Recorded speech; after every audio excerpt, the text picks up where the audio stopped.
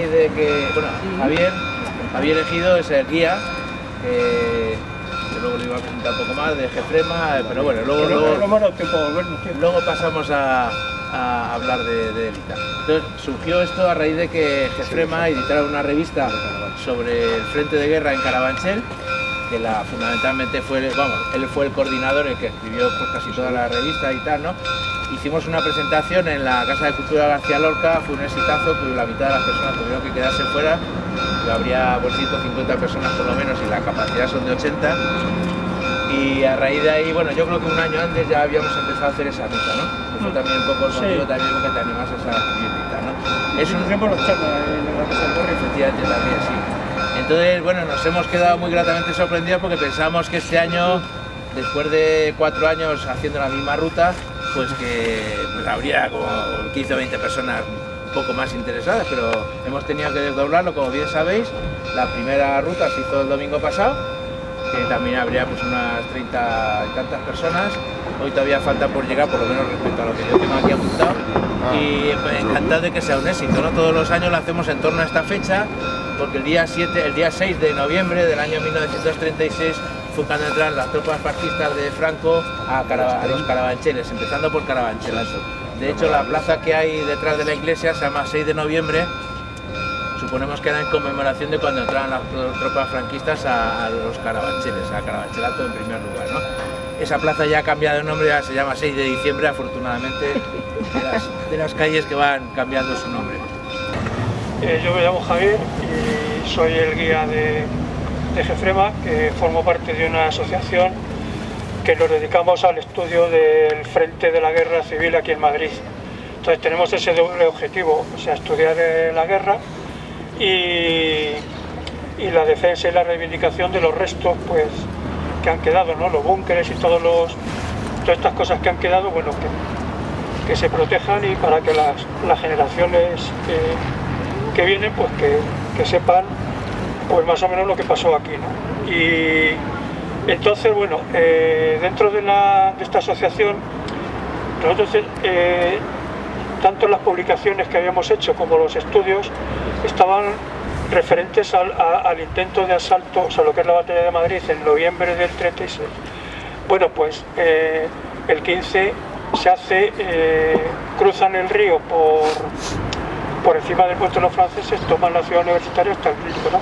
Y ahí se quedan. Ese es el intento en noviembre de tomar Madrid, porque tanto el gobierno republicano como los franquistas se pensaban que tomando Madrid pues la guerra se acabaría enseguida.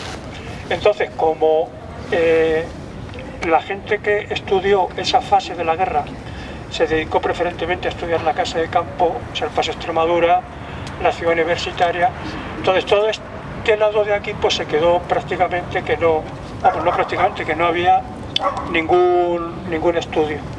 Entonces yo empecé como hace 5 años en los archivos militares a sacar documentación sobre las unidades que habían estado combatiendo aquí en este frente. Y fruto de esos trabajos, bueno, pues me propusieron aquí con Pedro dimos una charla, hicimos una ruta y en Jefrema sacamos un monográfico sobre Carabanchel. Entonces esta revista la coordiné yo, hicimos un programa sobre cuándo aparecía Carabanchel en los medios de comunicación durante la Segunda República y durante la guerra y sacamos una serie de artículos pues bastante interesantes. Yo hice el artículo central sobre el frente de los combates que hubo aquí, de aquí a Marqués de Vadillo, y el resto de compañeros pues hicieron. Juan Manuel Riesgo hizo, por ejemplo, la sublevación de Cuatro Vientos. Sabéis que hubo una sublevación previa en diciembre de 1930 que fracasó para implantar ya la Segunda República. Entonces aquí se sublevó el aeródromo de Cuatro Vientos. Entonces Cuatro Vientos formaba parte de Carabanchel Alto, es decir, lo que ahora conocemos con Carabanchel o el escenario geográfico que vamos a ver ahora, pues lo que vemos en esta primera parte se va a quedar en la Plaza de Toros y en la finca Vistalegre. pero Carabanchel llegaba hasta la calle del Radio y el Toboso, o sea, pasando Urgel, de allí para abajo era Madrid capital. Y luego por el lado de campamento era campamento de Carabanchel y Cuatro Vientos, el aeródromo militar. Y luego por este otro lado era hasta la calle Rafael Ibarra, es decir, parte de Usera era también de Carabanchel. El límite norte, que es el que os he dicho, quedaba con Madrid, y por este otro lado pues era Alcorcón y Leganés, ¿no? Y Getafe. Alcorcón, Leganés y Getafe. Entonces, en este espacio geográfico, bueno, pues el objetivo que me planteé es saber si las tropas franquistas intentaron cruzar Madrid por aquí, por este pueblo, porque lo que siempre nos habían dicho era de que era un señuelo para despistar a los republicanos y luego iniciar la invasión por encima del puente de los franceses. El río Manzanares era un río con fosos, ya tenía fosos, o sea que era un foso medieval, y con los elementos técnicos y los vehículos que había en la época, o lo pasabas por los puentes o no lo podías pasar, o lo tenías que pasar por donde se podía vadear el río, que era por donde no estaba canalizado, que era por encima del puente de los franceses. Entonces eso pues lo hacen el día 15 de noviembre. Entonces la batalla de Madrid empieza el día 6, que ocupan todo esto, donde estamos aquí nosotros, hasta el día 23, que Franco se reúne con Varela y Yagüe y todos los mandos militares y deciden que no pueden tomar Madrid. Pero bueno, no obstante, fijaros, o sea, yo que me había planteado saber si iban a pasar por aquí o no, el mismo día 23, que eso ya lo veremos en la segunda parte de la ruta, el mismo día 23 de noviembre intentan pasar por el puente de Toledo y no pueden, porque son rechazados y tienen que volverse para atrás otra vez. La guerra, el artículo que hace José Antonio Zarza, alias Florentino Areneros, la revista trata sobre los 3 días de julio de 18, 19 y 20 de julio de 1936, cuando se da el golpe de Estado. Entonces, esos 3 días, el golpe aquí en Madrid fracasa, ¿vale? Aquí Mola lo tenía previsto con Rementería, que era el que estaba en el gobierno militar, con García de Larrán, que estaba aquí en el campamento de Carabanchel, y con el general Fanjul, que es el que estaba en el cuartel de la montaña. Entonces, bueno, aquí los vecinos aquí se organizan. Luego os digo el libro donde se explica cómo se organizaron aquí los vecinos y qué tipo de armas recaudar o se pudieron recaudar para organizarse. Y luego Julio Mangada, que estaba con milicianos ya en la casa de campo, y fueron los que hicieron frente a los cuarteles, ¿vale? Se produjo la muerte del que mandaba en Zapadores, que era Carratalá. Murió también un sargento y un alférez, y bueno, esos fueron, se supone, las primeras víctimas que hubo aquí de la guerra. Y el caso es que al fracasar el golpe,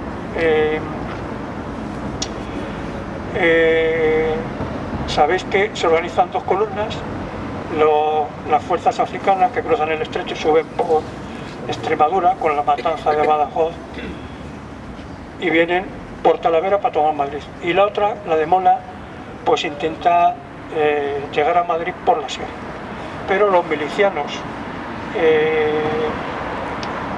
que se organizan del 5º Regimiento y de otros batallones, como el batallón 1 de Mayo, que eran vecinos de aquí, de Carabanchel Alto, pues les hacen frente y no pueden pasar la sierra. Van a tener que ir bordando la sierra hasta un pueblo que se llama Quismondo, donde se puede juntar ya con las otras columnas que vienen para tomar Madrid. Se trata de 2 ejércitos que no tienen nada que ver el uno con el otro. O sea, por un lado vienen ejércitos profesionales que forman parte, o sea, por ejemplo, la columna que viene aquí, la columna de Barrón, pues está compuesta por una bandera del tercio, 2 regimientos de regulares, que eran población del norte de África, que los contrataron pues para combatir aquí. Entonces llevan una pieza de artillería pequeña y unas pequeñas unidades de ingenieros, zapadores, etc. Estos son los que vienen aquí. Entonces son fuerzas que están preparadas para el combate. Y la columna que viene retrocediendo de Leganés aquí es la columna de Carrasco, que luego se junta aquí con otras fuerzas milicianas que son obreros de la construcción, de los comercios, en fin, que no tienen ninguna experiencia de tipo militar en el Carabanchel, donde los milicianos por primera vez en los puestos que los ponen no se van a mover. Es decir, no, digamos, cuando lleguemos cuando llegamos a la colina prensa os cuento los combates allí, que ahora si no. El caso es que bueno, vamos a empezar ahora ya el recorrido y vamos a tratar precisamente los primeros días de combate, que es cuando se toma toda esta zona, ¿vale? Así, la mayor parte de la gente de aquí de Carabanchel fue evacuada a la zona de Ventas, salvo los que tenían familia en otro punto, que se fueron en zonas que estaban a salvo. Y el caso de Daniel Claudio Baeza, que era el último teniente de alcalde de este ayuntamiento, que tenía una cuadrilla de albañiles, hicieron una casa en la calle Eloy Gonzalo y no la habían entregado al propietario, entonces se pudieron refugiar allí, pasaron allí la guerra. Entonces Daniel Claudio Baeza, está la foto ahí en el tablet, es este hombre de aquí.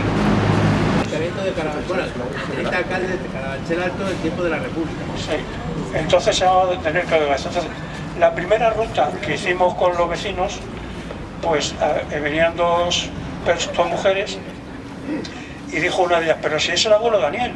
Entonces ya se identificaron pues que eran la nieta y la hija de la nieta, o sea, la bisnieta. Y entonces, bueno, les hicimos una entrevista que veis, viene aquí. O sea, la revista tiene varias entrevistas de personas que vivieron la guerra y sobre todo el franquismo. Entonces ellas nos contaron, aquí viene contada todas las peripecias que le hacían. O sea, este hombre le detuvieron y le tuvieron preso en la cárcel de Porlier. Entonces le pegaban palizas y, según nos contaron ellas, venían a por la hermana para limpiar la celda, limpiar la sangre. Entonces, en una de las veces que vino la Guardia Civil a por la hermana, pues la mujer se conoce que ya estaba harta y se enganchó con los guardias y la detuvieron y también pasó una temporada, por lo visto, allí también presa. Entonces, el resto de entrevistas, pues la verdad es que están muy bien, ¿sabes? Por lo menos gente que nos... O sea, todo esto que os estoy contando de 20 y todo eso nos lo han contado ellos. Y luego de aquí yo creo que nada más, ¿no? Bueno, venga, vamos a seguir. Pedro, que es esa que esa ya no es. Bueno, se me ha olvidado deciros que la casita baja que está al lado del metro, acordaros que viniendo para acá la primera casita es una casita baja, pues esa ya estaba en la guerra. El resto de construcciones no. La construcción de esas casas bajas, donde estaba el ayuntamiento, también. Esta casa de 2 plantas, pues también estaba ya hecha. Y allí hay otra casa baja. Los demás son todas nuevas. Yo ahora estoy estudiando porque el ayuntamiento no ha estado siempre ahí, sino que era aquí donde está este edificio. Este edificio era el ayuntamiento antiguo, donde está el centro cultural, era el colegio de chicos, y la parte derecha del edificio había otro edificio que eran los juzgados. Entre los juzgados y el ayuntamiento estaba una pequeña cárcel que había. Entonces, colegio de chicos, el colegio de chicas estaba en este solar de aquí a la derecha, y este edificio nuevo está solado. Y ahora estoy viendo en qué año se produjo el cambio, porque yo no lo he encontrado todavía. Lo que he encontrado son cosas curiosas. Sabéis que la República tuvo sus enemigos que fueron a por ella hasta que se la cargaron. Todo lo que nos cuentan la historiografía franquista y toda la mitología que hay sobre el asesinato de Calvo Sotelo y todas estas cosas, pues prácticamente se desmonta con que vean los documentos en los archivos. Es decir, el día 14 de abril de 1931 se proclama la Segunda República aquí en Madrid, y esa misma tarde del 14 de abril, en la calle Miguel Ángel 16, en la calle de Rafael Benjumea, el conde de Guadalhorce, se reúnen Calvo Sotelo, José Antonio Primo de Rivera y varios aristócratas pues para cargarse la República. Ellos necesitan armas, fusiles no, porque fusiles había aquí en los cuarteles, había muchos cuarteles. O sea, lo que necesitan es un armamento que les sirva, pues si el golpe falla, pues y se prolonga una guerra, pues tener carros de combate y sobre todo aviones, ¿no? Ángel Viñas es el que ha estudiado los contratos de estos monárquicos fascistas, el Goicoechea, el Calvo Sotelo, que hacen con Mussolini para el aprovisionamiento de aviones. Entonces, bueno, pues digamos que el periodo de cortesía que se le da a la República es cero. Es decir, empiezan ya el primer día. Y luego, otra cosa que tienen que garantizar, que en eso, bueno, el dinero lo tienen ellos prácticamente garantizado con los aristócratas y los banqueros, sobre todo Juan Mar, ¿no? Juan Mar se encarga no solo del dragón Rapide, sino que también les va a garantizar a los militares golpistas pues tener una paguita, como lo dice Ángel Viñas, si el golpe falla. Es decir, que si se tienen que ir fuera de España y pierden la carrera militar aquí, bueno, pues Juan Mar les garantiza que van a tener su sueldo garantizado. Entonces, con esas premisas arranca la República. Entonces, la Segunda República es una república democrática, liberal, reformista, pero en modo alguno revolucionario. O sea, ni comunista, ni como nos venden la historiografía franquista, ni nada de eso. Es decir, que también ocurre que en el periodo que ya se descompone el Estado, bueno, pues aparecen grupos incontrolados que provocan asesinatos. En fin, el Estado está descompuesto completamente. Luego la República también cometió algunos errores, como el suprimir el ejército y verse obligado pues, a hacer un ejército nuevo a finales del año 36 y principios del 37, y a partir del 5º regimiento y formarlo de la nada. Entonces eso también fue un lastre que dificultó bastante el tema. Entonces, luego, con respecto al ayuntamiento y para que veáis un poco el cambio, porque la Segunda República, o sea, lo que Azaña, por ejemplo, lo que intenta es que el ejército sea para la defensa del territorio nacional, que no se utilice, como se había hecho en la revuelta de octubre en Asturias, como fuerzas de orden público. Es decir, el ejército no son policías. Entonces eso era una cosa que Azaña se planteó. Y lo de los ascensos por méritos de guerra, los africanistas, todo el tema ese. Bueno, el caso es que ahí se agenció una serie de adversarios, de generales, pues, que estaban en contra de todas estas modificaciones, ¿no? La reforma agraria, la enseñanza. En la enseñanza había la institución libre de enseñanza, ya se había formado a lo largo de la historia de Primo de Rivera, pero es la Segunda República la que va a dar el espaldarazo definitivo. Es decir, que los alumnos se preparen no con enseñanzas memorísticas como hacía la Iglesia. España era un país analfabeto.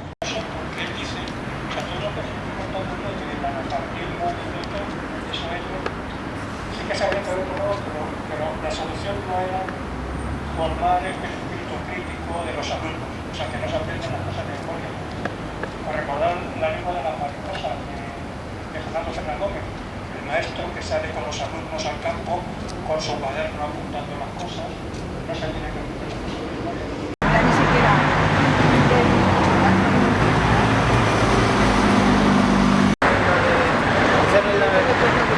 Espérate, esa no es la que se va a ver más.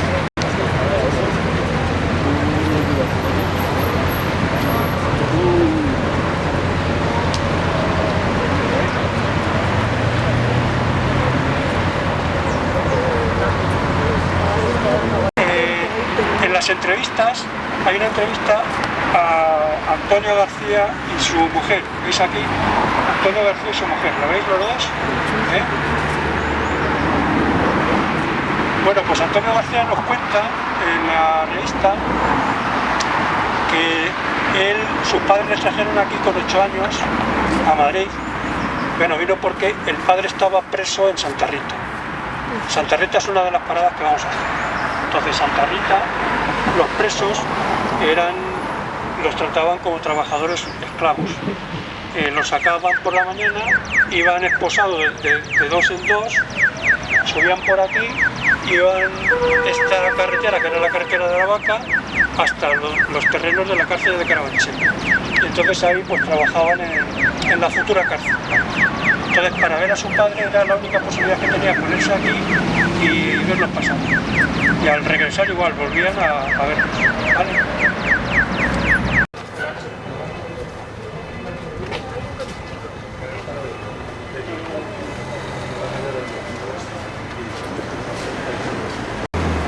Bueno, esta colonia ya había hecho varias casas. En la tabla viene una fotografía de la colonia, de cómo quedó después de la guerra.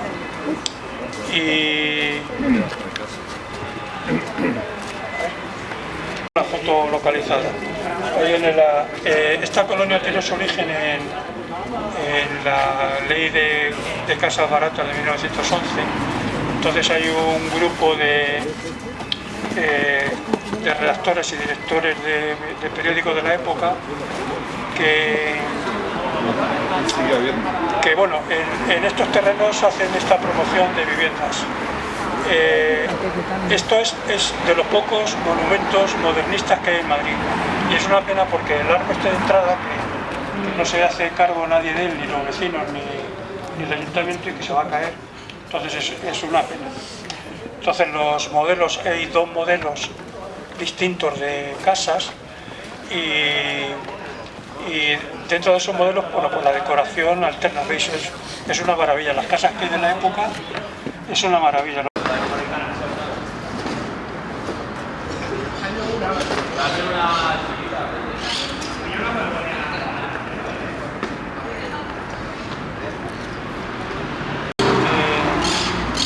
Hay 2 fotografías ahí, una es la colonia, uno miliciano.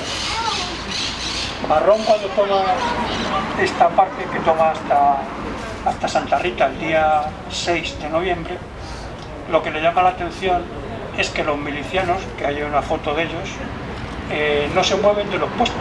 Es decir, Marrón cuando baja con su columna en dirección a Santa Rita, les disparan desde aquí, por la espalda, desde la colina de la prensa. Entonces le llama la atención de que de que estos milicianos no hayan salido yendo hacia Madrid, que se quedaran aquí. Entonces, bueno, luego todos los relatos que hay, tanto de los partes de los franquistas como de los republicanos, que hablan de que los combates aquí fueron cuerpo a cuerpo, casa por casa, fueron bastante sangrientos. Es decir, una parte de la historia de la guerra que nos habíamos saltado pensando que solo ha tenido importancia en la casa de campo y la ciudad universitaria, se nota que aquí hubo combates bastante sangrientos. Entonces esas fotos, no tengo identificado el sitio, pero debe de ser, merece la pena verse por fuera. El caso es que aquí vivió Manuel Delgado Barreto, que era el director de La Nación y de un periódico que se llama La Acción. Primero, La Acción era un periódico pues que se dedicaba a hacer libelos y bulos, y como ahora sabéis que hay medios de prensa que hacen, ¿no? El Eduardo Inde y compañía. Pues entonces pues era el periódico este que se llamaba La Acción. Entonces La Acción pasó luego a La Nación. Entonces eran órganos. La Nación era dirigido por Manuel Delgado Barreto, que es este que está aquí. Era el órgano de propaganda de la dictadura de Primo de Rivera. Entonces se dedican a hablar mal del gobierno y malmeter contra la democracia, pues entonces igual. Este hombre pues es el cabezón. Entonces cuando a principios de noviembre vinieron aquí le detuvieron y le llevaron a la cárcel Modelo. Entonces fue... casa era, me parece que de López Izquierdo, que fue el último alcalde de Carabanchel Bajo. Partes de guerra de estos combates, esta calle, este edificio son de los años 50. Aquí antes había casas bajas cuando la guerra, y luego después de la guerra se hicieron estos edificios, y el resto, los más modernos, son posteriores. Entonces aquí en esta esquina estaba el cuartel de la Guardia Civil. O sea, el cuartel de la Guardia Civil, primero que hemos conocido, el más antiguo estaba donde se junta General Ricardo con el Santa Rita. Enfrente de Santa Rita, esto. Pero anteriormente estaba aquí. Entonces el alcalde, Rufino Goñi, el fiscal de la Causa General le pregunta en qué sitios hay fosas donde haya cadáveres con milicianos enterrados. Entonces le da 5 fosas y una de ellas es aquí, justamente donde estamos nosotros, ¿vale? Al lado del cuartel de la Guardia Civil de Carabanchel. Y se supone que esto es, la pregunta del fiscal venía porque estaban buscando cadáveres para el Valle de los Caídos. Y entonces, bueno, pues, justamente el relato de los partes de guerra que nos dicen de esos violentos combates, que dice, terminamos el combate y tuvimos que hacer un hoyo y enterrar a todos los que había porque es que no podíamos. Y entonces desde aquí hasta el hospital militar, entonces hay 5 fosas que las vamos a ir recorriendo todas ellas, ¿vale? Yo os diré en cada sitio dónde está. Entonces es una carta certificada del alcalde de Carabanchel Bajo de entonces, ¿vale?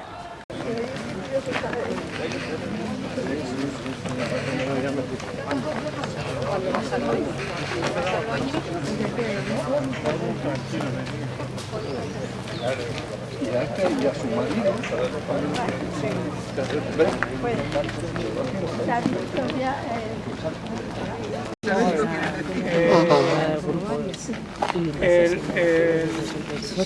los milicianos de Carabanchel forman el batallón 1 de Mayo.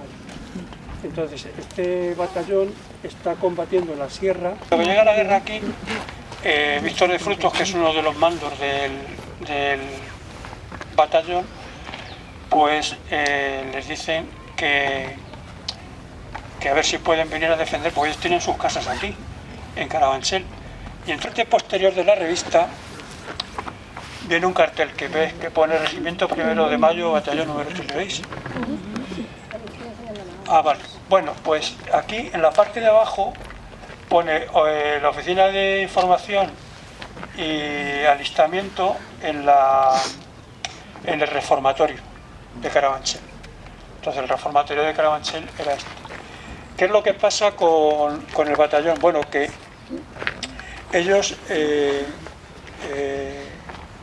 a finales de julio se instalan en la escuela de equitación de campamento, pero el problema que tiene es que al llegar a los 100 milicianos alistados, pues ya no había sitio para más, entonces tiene que buscar otro sitio. Entonces ocupan Santa Rita y se vienen aquí. Esto también lo ocupan, empiezan a ser 200, 300 milicianos e instalan la oficina de alistamiento aquí, ¿vale? Entonces este edificio sufrió toda la parte de arriba tuvo que ser reconstruida con los de regiones devastadas después de la guerra, y luego, bueno, ha sido, vamos a ver, el origen de esto es una ampliación de Santa Rita. Santa Rita es el primer reformatorio para menores que se hace en Madrid. Los políticos liberales, un tal Lastres, se dan cuenta de que no se puede meter en la cárcel a un chaval, a un adolescente que está robando con un adulto. Entonces, para evitar que estuviesen juntos en prisión, pues hace el reformatorio de Santa Rita. Entonces, como Santa Rita, que se le dieron a los padres trinitarios o terciarios para su gestión, se les quedó pequeño, hicieron esto para ampliar. Entonces, este era el reformatorio Príncipe de Asturias. Oye, perdona, ¿es seguro que es este edificio o aquel? O sea, nosotros estamos en la parte esta parte, aquí estaban los las cocinas y donde vivían los profesores, los curas y el resto. Lo que tiene, que esto se mantiene, o sea, esto es un punto de control circular que controla las 4 galerías, es como una cárcel, prácticamente como una cárcel. Entonces esta parte, que es esta parte de aquí detrás, ahora mismo es el Puerta Bonita, el Instituto de Imagen, que tenemos aquí un profesor de él, y esta parte es un conservatorio de danza profesional, que se llama María Emma, ¿vale? Eso es lo que tiene ahora, y ese es el origen, ¿de acuerdo?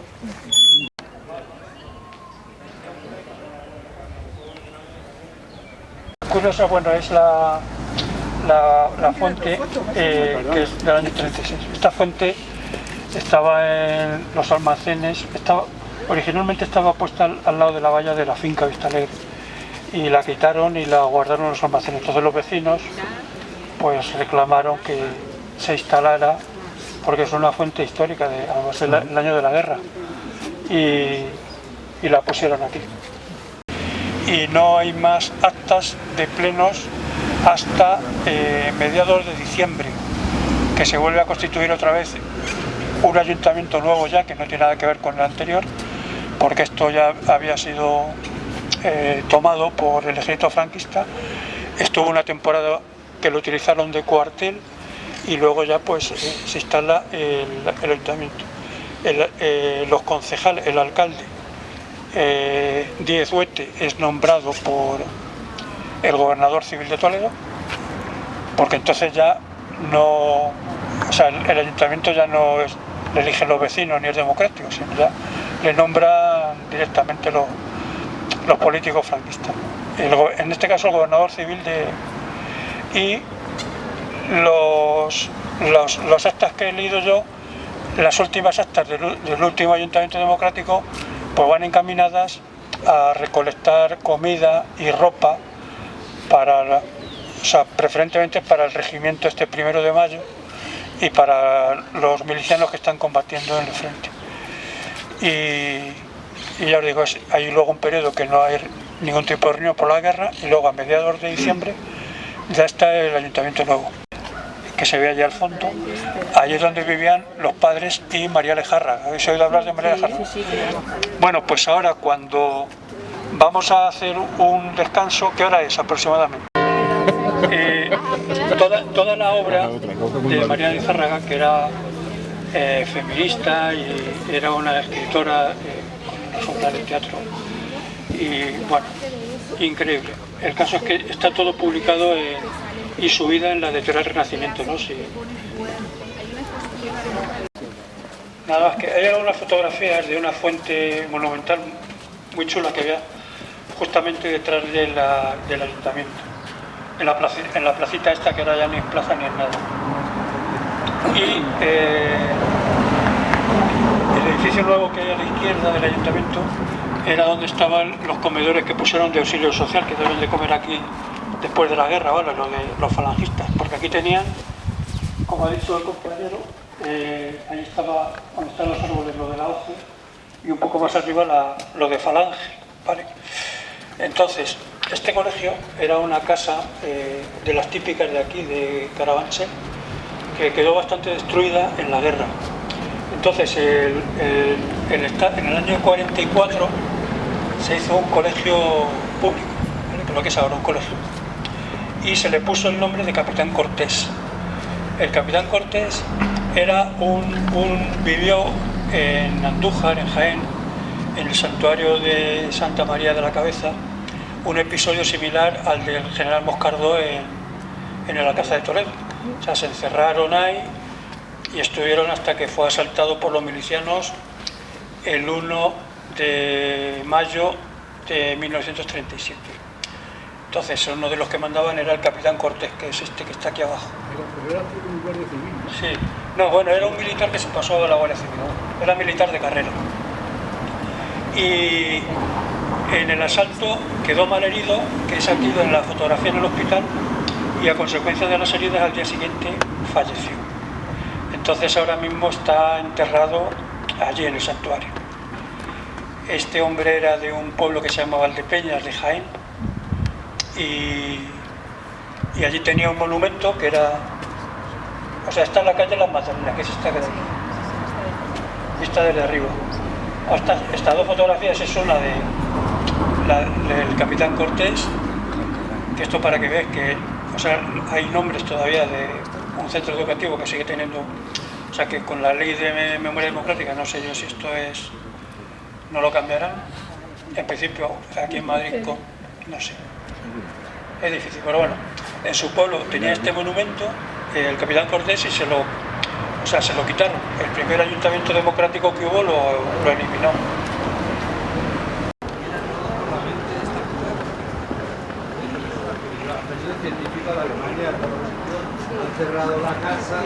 Un reformatorio, el político liberal Lastres, a finales del 19 ya has contado que piensan que los chavales no se les puede tener en una cárcel con los adultos, entonces hay que hacer un reformatorio, pues como ya se estaba haciendo en Europa, y hacen el reformatorio de Santa Rita. Entonces aquí venían, o sea, de los juzgados lo mandaban aquí. Al principio, o sea, esto es de los padres terciarios, ¿no? Al principio no tenían no se desenvolvían bien y hubo casos de malos tratos, incluso algún muerto. Entonces, digamos que la orden se puso las pilas y empezaron a estudiar la pedagogía para jóvenes y en principio pues parecía que funcionaba bastante bien. ¿Del padre amigo, que era el fundador? Del padre amigo, muy bien Pedro, por el apunte. Entonces, cogió tanta fama de meter en vereda a los jóvenes que los hijos díscolos, vamos a decirlo díscolos, entonces no se decía así, tarambanas, de las familias ricas de Madrid, o descarriados, del barrio Salamanca, pues los traían aquí para que los metieran en vereda. Entonces, en el censo que hay aquí del año 1906, había 106 internos y había uno de los juzgados, que le habían mandado, le habían trincado, y los 105 restantes eran hijos de las clases adineradas. Y eso sí, es que tienen que pagar todo, o sea, la pensión, la manutención, todo eso lo tenían que pagar de su bolsillo. Y luego, bueno, esto en la época de la guerra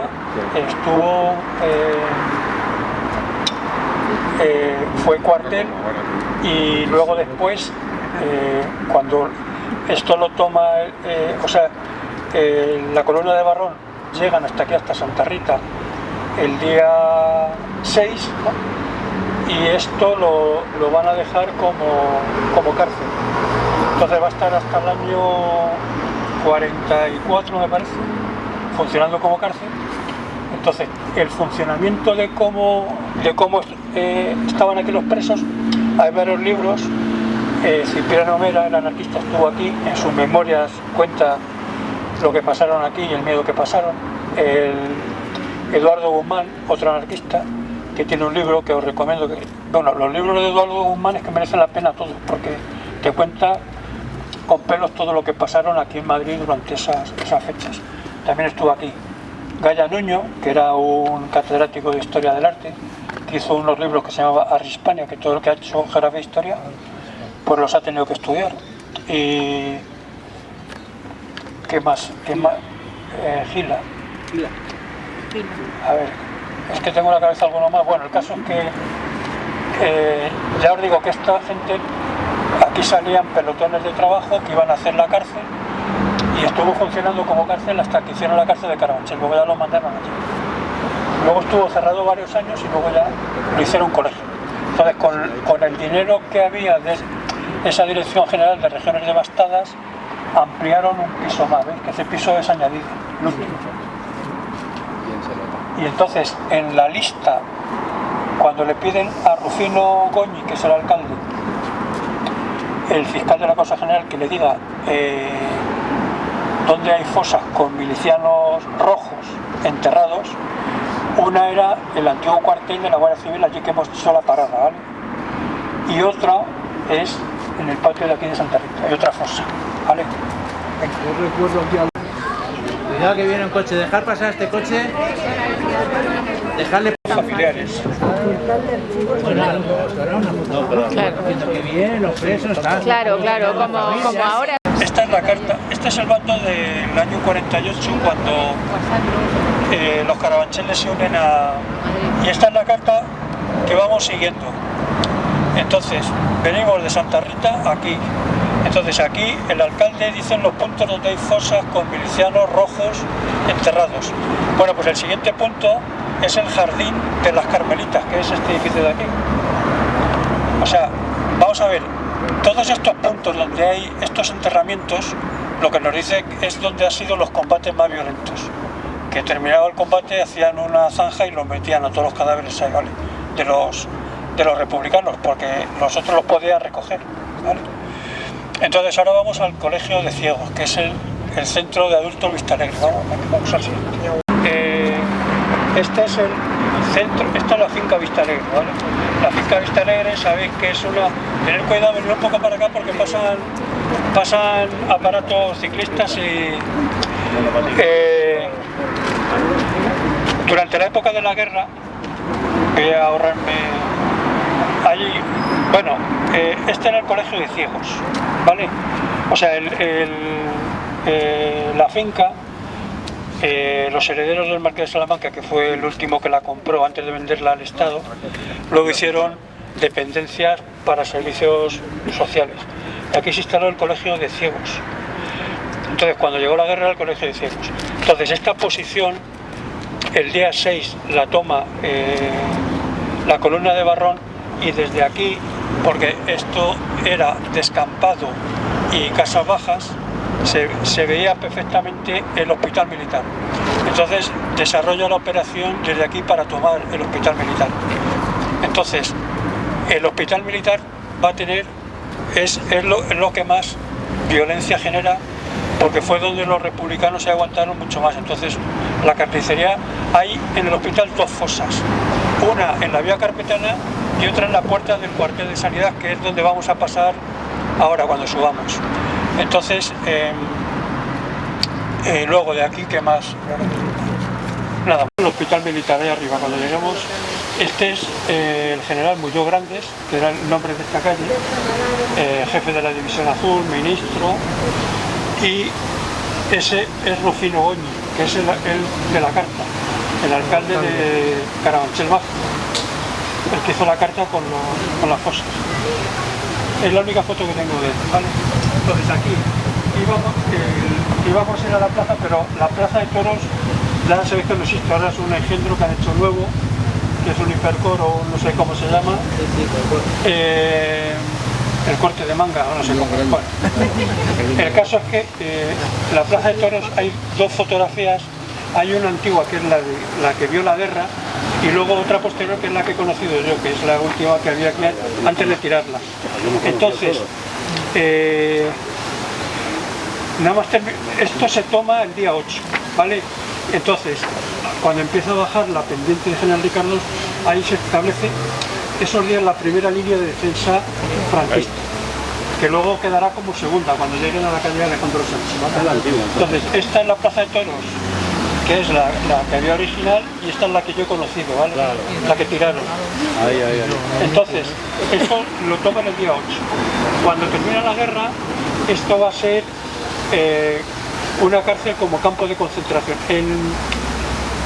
Carlos Hernández, el que ha escrito el libro de los campos de concentración en el franquismo, dice que en Carabanchel hubo dos campos de concentración. Uno en Campamento, donde estaba el Cine España, en el cuadrado ese, en el cruce de la carretera de Aravaca con la carretera de Extremadura, que era el Cine España, y el otro era la cárcel. Entonces, digo, la Plaza de Toros. Entonces fueron centros donde se clasificaban los presos, o sea que duraron poco tiempo, el tiempo con los que los iban clasificando y mandándolos a otros sitios, ¿vale? Militar forma parte de la segunda parte de la... O sea que voy a dar unas pinceladas ahora, y esto forma parte de la segunda parte de la ruta, ¿vale? No es de ahora. Ahí explico los orígenes y todo. Ahora nada más que vamos a tener la idea de que esta exposición, o sea, las fuerzas franquistas vienen por aquí, por la calle Marcelino Camacho, todo este frente, y los republicanos están aquí defendiendo. Entonces, las dos fosas que nos dice el alcalde, una es al final de la valla del hospital, en los últimos bloques que hacen así al fondo, esta calle entonces se llamaba el Camino del Vago, y en el número 14, que era en Casas Bajas, Cuentas, y justamente coincide con el final de la valla, allá había una fosa, y la otra estaba donde está la puerta del cuartel de sanidad militar, que es donde vamos a ir ahora. Entonces aquí lo que comentan es que hubo una carnicería, pues, que los cuerpos hicieron las zanjas y los enterraron y ya está. Y Barrón se quejaba de que aquí murieron las vanguardias suyas, es decir, los soldados de choque más importantes para él, los que iban en vanguardia, fueron los que cayeron aquí. Bueno, está buscando...